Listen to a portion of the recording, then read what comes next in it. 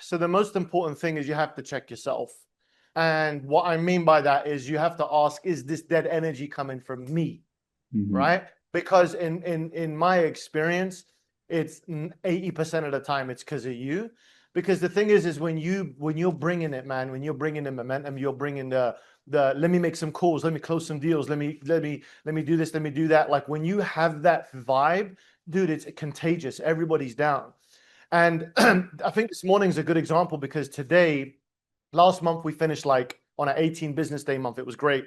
We finished just under $1 million upfront and like 1.9 revenue. So it was huge on an 18 business day. This month, dude, first week starting, it is slow as right? So everybody comes on a meeting today and they're just like, everyone's quiet, everyone's this, everyone's that. And look, I know how important, I know how sales works because I was in it for so long, like this game. So I know what the game is, right? Like these guys are just, they're feeling a little bit low, their pipeline's kind of dry. And it's not that it's not true, it's true. The pipeline's a little bit dry, things are a little bit slow. But the danger is they bring that energy to the next call where there is opportunity to close, where there is a good lead. And then they burn the good lead because they bring that negative attitude. And the first thing I ever learned in sales was that attitude was the first step of the sales process. That's what I learned. So I come in a meeting today and I'm just like, going through probabilities. I'm like, what do you mean he's 20%? Why? And he's like, well, because of this. And I'm like, that's not a good excuse. That's your, so I'm bringing that vibe. I'm bringing the energy to get these guys like energy and their spirit raised up. So it's coming from you 80% of the time. So that's rule number one is check yourself, right?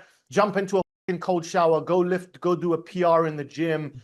I don't know, man, like go talk to some strangers, preferably women. They always put you in a good mood, like you're just keeping it real.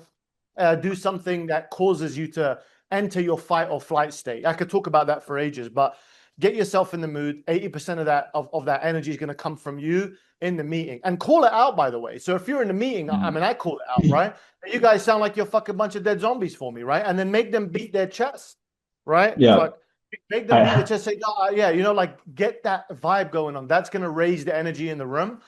And then the second thing I would say on top of that, right, is get involved, man. Like the guy's like, hey, what time you got this call? I'm jumping on this call with you. Jump on the call, raise the morale. It's got to be the commander in chief that's showing these guys, man. The deals are out there, the money's out there. Sometimes they need you to come and do that. Whenever I do that, bro, it's like, and I have to check myself too, because I'm like, I don't want to jump on the phone, man. I got shit to do.